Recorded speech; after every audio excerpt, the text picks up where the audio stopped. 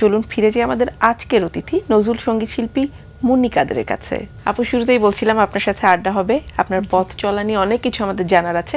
তবে আড্ডার শুরুতেই যদি আপনার কণ্ঠে একটি গান শুনতে শুরু করতে চাই। শুরু করছি আমাদের প্রিয়। চমৎকার, সকালটাই অন্যরকম হয়ে গেল। ধন্যবাদ আপু, একটু যদি বলতেন বর্তমান সময়ের ব্যস্ততা নিয়ে, কি নিয়ে আপনার ব্যস্ত সময় কাটছে? গান নিয়েই। জি, সঙ্গীত জীবনটা তো একটু অন্যরকম। সকালবেলা শুরুটাই হয় গান নিয়ে, রেওয়াজের পর আমি আবার স্কুল আসি, স্কুলটাও আমার গান নিয়ে বাচ্চাদের নিয়ে সময়টা কাটে। পরবর্তীতে আবার বাসায় এসে কিছু ঘরের কাজ সেরে আবারও দেখা যায় যে কোনো রিহার্সাল নয়তো কোনো শুটিং থাকলে শুটিংয়ে যাওয়া হয়, এরকমই ব্যস্ততা কাটে। অনেকগুলো সঙ্গীতের ধারা থাকতে আপনি নজরুল সঙ্গীত এই ধারাটাকেই কেন বেছে নিলেন? পারিবারিক একটা প্রভাব আছে। আম্মা নজরুল সঙ্গীত পছন্দ করতেন, বাবাও গাইতেন। আচ্ছা, বাবা পছন্দ করতেন, খুব পদ্মার ঢেউয়ের গানটা খুব গাইতেন। আচ্ছা, আমার মনে পড়ে আম্মা গাইতেন, রান্না করতেন, অনেক সময় দেখা যায় পথহারা পাখি গাইছেন। আমি খুব ছোটবেলায় ওইভাবেই আসলে অনুপ্রাণিত হয়ে নজরুল সঙ্গীতের দিকে ঝুঁকেছি। রবীন্দ্রসঙ্গীতও করেছি, করি না যে প্রথম দিকে তো আর সাবজেক্ট ওয়াইজ আমাদের করা হয় না। হ্যাঁ, আস্তে আস্তে করে পরে আসছি নজরুল সঙ্গীতে, কিন্তু প্রথম দিকে মার অনুপ্রেরণাটা বেশি ছিল। এই যে পরিবার থেকে অনুপ্রেরণা পাওয়া এবং পরবর্তীতে সঙ্গীত নিয়ে আপনার পথ চলা, কোনো কি বাধার সম্মুখীন হয়েছিলেন? হ্যাঁ, বিয়ের পরে কিছুটা হয়েছিলাম। আচ্ছা, পরে সেটা কাটিয়ে উঠেছি। আপনি তো শিক্ষকতাও করছেন। জি জি জি। এবং সঙ্গীত নিয়ে সেখানে আপনার বাচ্চাদেরকে অনেক কিছু শেখাতে হচ্ছে। জি জি। বাচ্চাদের মাঝে আসলে কতখানি আগ্রহ দেখতে পান সঙ্গীত নিয়ে? গানটা কি জিনিস সেটাই তারা বুঝে না। আমি যা শিখাবো ওরা তাই শিখবে। ওদেরকে আমাকে গড়ে নিতে হয়। ওদের খুব ছোটবেলায় ওদের ছোট্ট ছোট গান দিয়ে, যেমন এখন যেটা নজরুল জয়ন্তী উপলক্ষে আমি 4 বছর 3 বছরের বাচ্চাদের প্রজাপতি শিখাচ্ছি। ওরা খুবই ইন্টারেস্ট নিয়ে গানটা করছে। হ্যাঁ, কালকে হয়তো প্রোগ্রাম হবে ওদের, ওরা গাইবে। আর ক্লাস 1 থেকে আমরা গানটা রেখেছি, একটা নজরুল, একটা রবীন্দ্র, এবার ভাগ করে করে একটা দেশের গান আর ইংলিশ বাংলায়, যেহেতু ইংলিশ মিডিয়াম স্কুল ওরা ইংলিশ গান করে। হ্যাঁ, সাথে আমরা এই চর্চাটা করাচ্ছি। আর বেসিক্যালি দেখা যায় যে নজরুল জয়ন্তী, রবীন্দ্র জয়ন্তী, ওদের একটা মৃত্যু দিবস থাকে, তখন ওই বেসিক ধরেও আমি গানটা করাই। আমাদের ছোট্ট করে হলেও প্রত্যেকটা প্রোগ্রাম করানো হয়। নজরুল সঙ্গীতেরও তো অনেকগুলো ধারা আছে। জি জি। কখনো আমরা সঙ্গীতে বিদ্রোহের যে আবহ পাই, কখনো প্রেমের আবহ পাই, কখনো পাই ইসলামিক দৃষ্টিকোণ। আপনার সবচেয়ে প্রিয় পছন্দের ধারা কোনটি? আমার পছন্দের ধারা হচ্ছে গিয়ে কাব্যগীতি নজরুলের। আচ্ছা, খুব ভালো লাগে। জি জি। এর পেছনে কি কারণ? এর পিছনে মেলোডিয়াস। আচ্ছা, খুব মেলোডিয়াস থাকে নজরুলের গান, তো খুবই অন্যরকম। ওনার সুর করা সেগুলো খুব অন্যরকম, এবং অন্যান্যরা যারা সুর করেছেন কাব্যগীতি, বিশেষ করে কমল দাশগুপ্তের গান খুবই মেলোডিয়াস। গান নিয়ে পথ চলাটা কতখানি সহজ, এবং আপনি পাশাপাশি একটি চাকরিও করছেন, কতখানি সহজ বলে আপনি মনে করেন? অনেক কঠিন। অনেক কঠিন। সহজ না, কাজ করাটাই আসলে কঠিন। যে কোনো কাজ আপনি ভালো কাজ করতে যান, কাজ জিনিসটাই কঠিন। আপনার অনুপ্রেরণা কারা ছিলেন? কাদের গান শুনে আপনার মনে হয়েছে যে না, আমি উনার মতো গাইতে চাই বা আমি একজন শিল্পী উনার মতো গাইতে চাই? নীলুফার ইয়াসমিন, তারপরে আমার যে গুরু শ্রদ্ধেয় ইয়াসমিন মুস্তারি, উনার মতো পারবো না, কিন্তু মনে হয় যে কখনো যদি গাইতে পারি, কিংবা পরজন্মে যদি আরেকটা জন্ম যদি আসে আমার, ওরকম শাহনাজ রহমতুল্লাহ, নীলুফার ইয়াসমিন, ইয়াসমিন মুস্তারি, ও সবার মতো তো গাওয়া যায় না, তো ওদের মতো একজনের মতো হলেও যেন জানটা প্রাণটা জোড়াতে, এরকম মনে হয়। এখন তো নতুন অনেকেই গান গাইছেন, সঙ্গীত নিয়ে পথ চলতে চাইছেন, তাদের মাঝে আপনি আসলে কতখানি সম্ভাবনা দেখতে পান? সবাই ভালো গায়, আমি সবার গান শুনি। ইয়াং জেনারেশনের মধ্যে অনেকে আছেন, ন্যান্সির গান শুনি, ওরা সবাই কিন্তু নজরুল সঙ্গীত করেছেন। হ্যাঁ, ভালো লাগে। আপনার মতো করে সঙ্গীত চর্চা করে গেলেন, আরেকটা হচ্ছে আপনি গান গাইছেন, লাইমলাইটে আসছেন, দর্শক শ্রোতা আপনাকে চিনছে। এই বিষয়টাকে আপনি কিভাবে দেখেন? ভাবা হয়নি, সবকিছু মিলিয়ে তো ভালো লাগবেই। হ্যাঁ, যখন গান করছি সবাই চায় যে প্রকাশ, একটা জিনিস যেটা সবাই চায় যে প্রকাশ হতে। হ্যাঁ, তো আমারও তো নিশ্চয়ই গানটা করছি, এটা আউটপুট কি আছে সেটা তো সবাই দেখবে। হ্যাঁ, আউটপুট ভালো লাগে। আড্ডার এই পর্যায়ে আরো একটি গান শুনতে পারি আপনার কাছ থেকে? আমি কাব্যগীতি করতে চাই একটা। লাইলি তোমার এসেছে ফিরিয়া,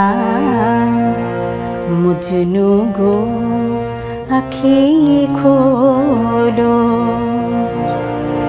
প্রিয়তম এত দিনে বিরহের নিশি বুঝি ভোর হলো,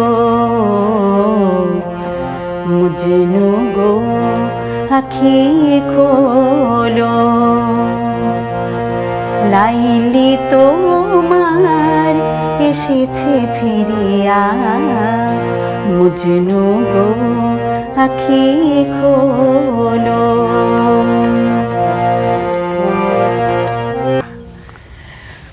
একটু যদি আপু বলতেন আপনার একেবারে সঙ্গীত নিয়ে হাতে খড়ি পথ চলার শুরুটা কিভাবে হয়েছিল? ক্লাস 1-এ পড়ি, তখন আমাদের স্কুলে ব্লুবার্ড, গার্লস গাইড এগুলার খুব রিহার্সাল হতো।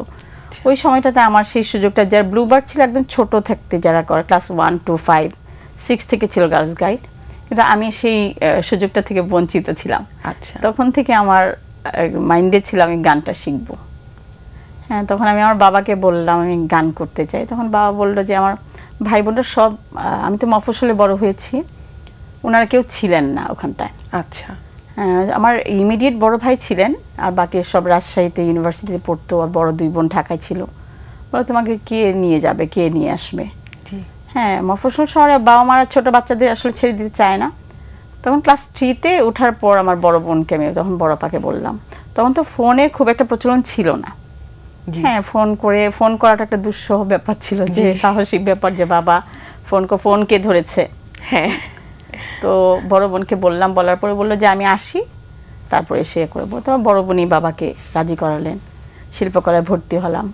আমার ফার্স্ট যে উনি সুব্রত সরকার, শ্রদ্ধেয়, উনি মারা গেছেন, ওনার কাছে আমার প্রথম হাতে করি। তারপর আমি নজরুল সঙ্গীত করেছি ওখানেরই মফস্বলে খুব নাম করা শ্রদ্ধেয় রফিক মাহমুদের কাছে, আর উচ্চাঙ্গ সঙ্গীত করেছি শ্রদ্ধেয় গোপাল দত্তের কাছে। সঙ্গীতকে পেশা হিসেবে আসলে নেওয়ার মতো সময় কি আমাদের এসেছে, বা কতখানি আসলে সেরকম পরিস্থিতি আছে? বাংলাদেশে ওরকম পরিস্থিতি হয়নি, কিন্তু ইচ্ছা করলেই সবকিছু পারা যায় আসলে। আমি যখন স্কুলে ঢুকেছি তখন তো আমি আসলে সঙ্গীত শিক্ষক হিসেবে জয়েন করিনি। আমি পরে আস্তে আস্তে যখন দেখলাম, আমি ছায়ানটে ছিলাম তখন, ওনারা দেখলেন যে আমি গান করি, তখন বললেন যে একটা প্রোগ্রাম করাও, তুমি দেখি কেমন হয়। তখন এই প্রথম বিজয় দিবসের প্রোগ্রামটা আমি করলাম স্কুলের ভিতরেই, ক্লাসের ভিতরেই সবাইকে নিয়ে করলাম। ওনারা বললেন যে বেশ ভালো লাগছে। আচ্ছা, তখন বললো যে আর পরের প্রোগ্রামগুলো একটা একটা করে তুমি বাড়াও। হ্যাঁ, তো পেশা হিসেবে আমি এটা পরে নিয়েছি। আমার কিন্তু প্রথম দিকে এটা গান জিনিসটা আমার একটা অনেক শখের একটা জিনিস ছিল, ছোটবেলা থেকে যে শিখবো জিনিসটা। এই আগ্রহ থেকে আসলে আমি কখনো পেশা হিসেবে এটাকে বেছে নিইনি। আচ্ছা, আমার শখটাই বড় আমার কাছে। আচ্ছা, এখন আমি শিখতেই চাই। ভবিষ্যতে নিজেকে কোথায় দেখতে চান সঙ্গীত নিয়ে? আমার কিছু স্টুডেন্ট আছে এখন, আশেপাশে ওরা আসে। আমার ইচ্ছা আছে যে একটা স্কুল দেওয়ার, যাতে যেখানে আমি যে প্রধান থাকবো তা না, ওখানে আমরা 3 জন মিলে চেষ্টা করছি একটা কিছু করার। হয়তো এই বছরও করতে পারি, আগামী বছরও হতে পারে, কিন্তু চেষ্টা আছে যে করব। মুন্নি আপু, আপনাকে অসংখ্য ধন্যবাদ আমাদের সময় দেওয়ার জন্য। আপনার কণ্ঠে একটি গান শুনতে শুনতে আমরা আজকের আয়োজন থেকে বিদায় নেব। তার আগে আমি দর্শকদের কাছ থেকে বিদায় নিয়ে আসি। দর্শক, এতক্ষণ কথা হচ্ছিল অতিথির সাথে, এবারে সময় হলো বিদায় নেবার। আমাদের অনুষ্ঠান সম্পর্কে আপনার যে কোনো মতামত ও পরামর্শ জানাতে লিখুন এই ঠিকানায়। প্রযোজক দিন প্রতিদিন, বাংলা ভিশন নিউ টাওয়ার, 110 বীর উত্তম সিয়াদ দত্ত রোড, ঢাকা 1205, ফোন 963203 থেকে 4 পর্যন্ত। আমাদের ইমেল অ্যাড্রেস dinprotidin@banglavision.tv। মার্কিন শিক্ষাবিদ ডেরেক বকের একটি উক্তি বলে বিদায় নেব আজ। তিনি বলেছেন, আপনি যদি ভাবেন শিক্ষার পেছনে অনেক খরচ হয়, তাহলে অজ্ঞতা খুঁজুন। দর্শক, সবাই ভালো থাকুন, সুস্থ ও সুন্দর থাকুন। আজকে সারাটা দিন সবার জন্য শুভ ও কল্যাণময় হোক। গান।